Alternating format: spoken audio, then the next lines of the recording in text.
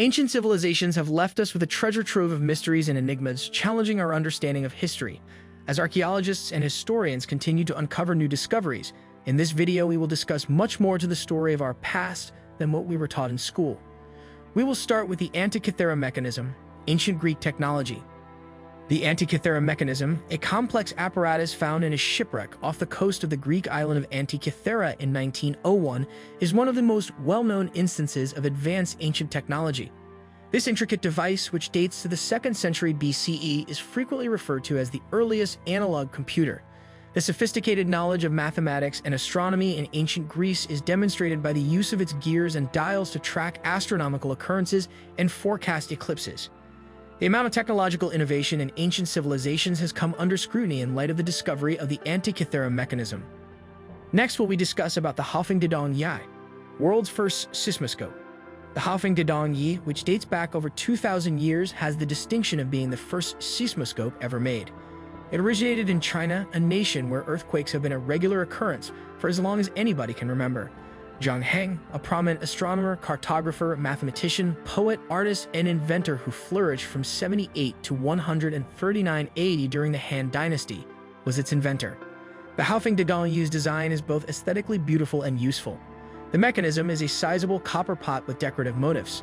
8 tube projections in the shape of dragon heads were attached to the pot. There was a copper toad with a huge gaping mouth below each dragon head. On next, we have Mayan calendar. The Mayans had an intricate calendar system that incorporated precise astronomical observations. It consisted of multiple calendars, including the long count, which could accurately track time for thousands of years and allowed for advanced planning of agricultural activities and religious ceremonies. Moving on, we have Damascus steel. Swords made of Damascus steel, which were first made in the Middle East in the 9th century, were known for both their beauty and their longevity. They were also far sharper and stronger than the Western swords used in the Crusades. Their name, which derives from the Arabic word for water, alludes to both the city in Syria from which they originally came and the wavy design that covers their surface.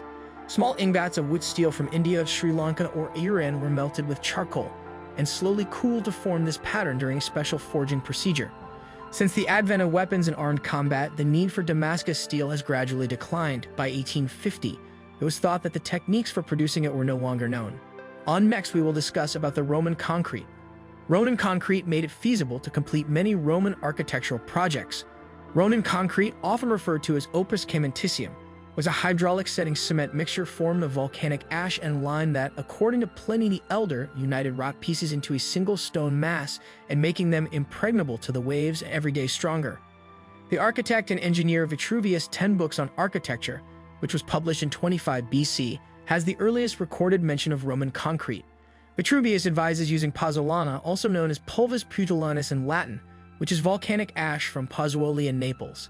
If a construction is submerged, pozzolana and lime should be combined in a 3:1 or 2:1 ratio. Further, we have Baghdad battery.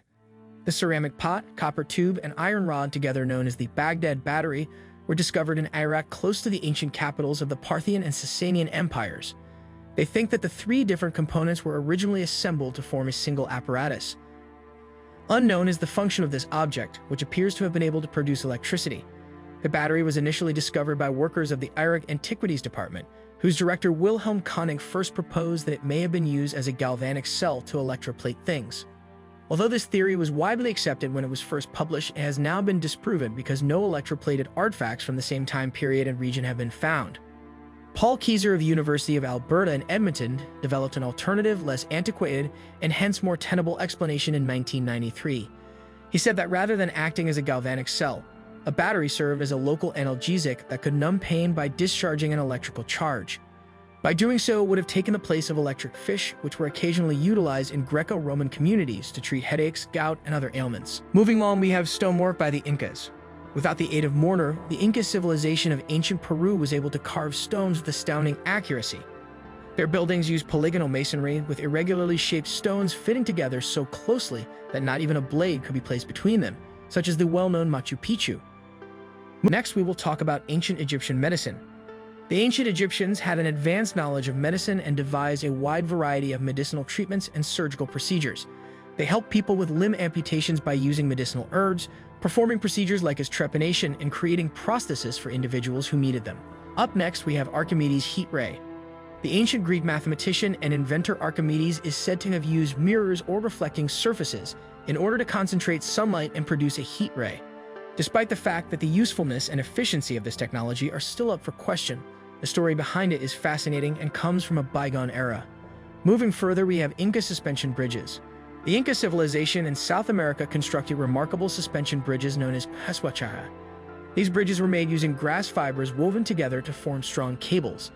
The Inca people displayed impressive engineering skills in creating these bridges, which could span wide gaps and withstand the test of time. Up next, we will talk about canals and irrigation channels. The Egyptians were the first people to construct canals and irrigation systems, which allowed them to divert water from the Nile River to agricultural lands that were located some distance away from the river. They constructed gates inside the canals in order to regulate the flow of water, and they constructed reservoirs in order to store water supplies in the event of a drought. The ancient Egyptians made use of a device that they termed a shebduf, which was a wheel made of water. It consisted of a long pole that had a bucket attached to one end and a weight attached to the other end. The water wheels were used to hoist the buckets after they had been lowered into the Nile, where they were filled with water. The pole was then swung by oxen in order to allow the water to be drained into the canals that were used to irrigate the fields. We are reminded that history is a complicated tapestry of intertwined stories, many of which remain untold as archaeologists and historians continue to delve into the obscure corners of our past. The discoveries mentioned in this video are merely a small sample of the vast body of information and comprehensions still to be discovered about ancient civilizations. We can only speculate as to what new findings lie ahead as we continue to delve deeper into the mysteries of our forebears, questioning our assumptions and deepening our comprehension of the human tale.